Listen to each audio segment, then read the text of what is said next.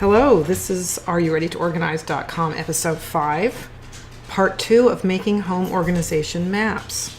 In our last episode 4, we talked about our New Year's home organization intentions.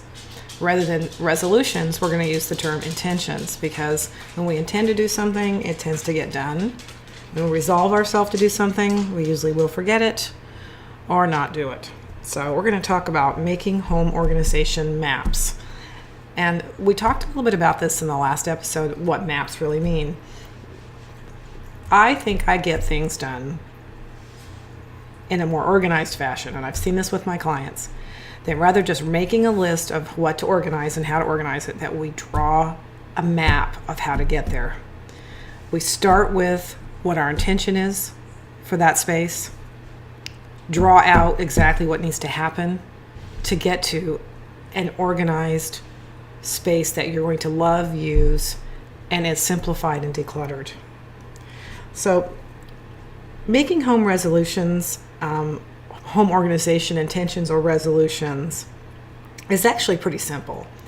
But before we just jump in and start reorganizing a space, it takes some thought. Simply, when we draw something out that we desire to happen, several key things occur. We see a clear vision of what we want, and we also have a formula for making the event or outcome occur. For example, if we have a goal and intention to clear the clutter in our closets, then we draw exactly what a clutter-free closet looks like. We then, with that picture, can spot those most important elements of what our intention is for our closets. Do we want to get up and get ready in 10 minutes? Do we want to have a business outfit, an exercise outfit section?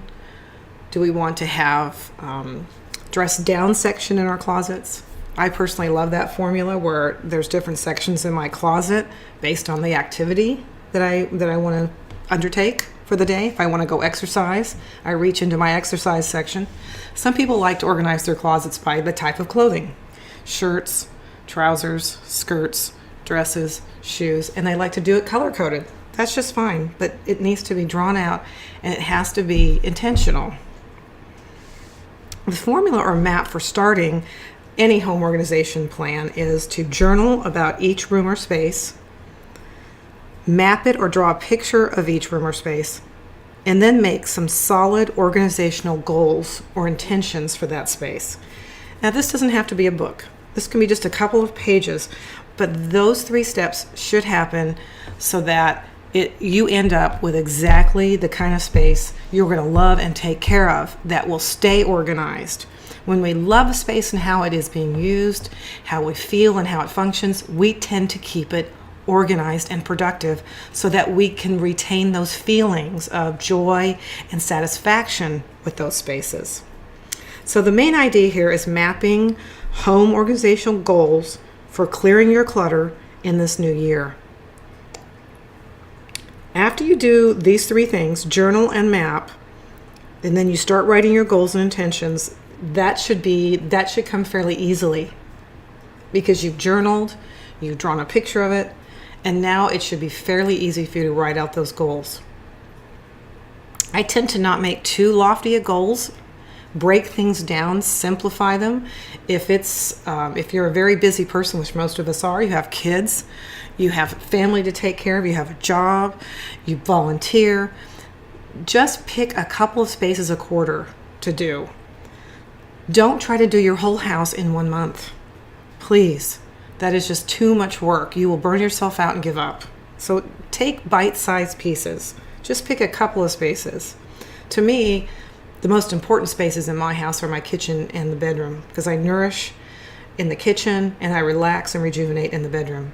Some of you may pick your bathroom because that's where you love spending most of your time. Some of you may pick your garage because you love woodsmithing or woodworking or working with tools and working on your car or your motorcycle. However, whatever spaces are going to get you going, they're going to motivate you the most, pick those 1 or 2 spaces for the quarter. Those are my doggies in the background, so I'm just going to keep recording.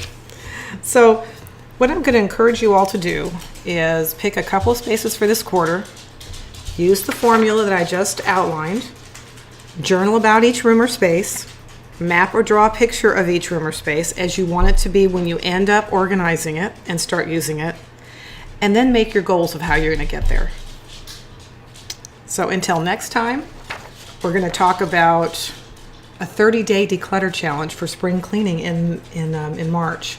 So if you haven't, I'm going to put a link below to my Facebook group. I'm also going to run the 30-day declutter challenge in a couple of other Facebook groups at the same time. So I will have all that information up for your viewing pleasure and for you to participate in. So hop on over to the blog, RYouReadytoOrganize.com. And until then, happy organizing.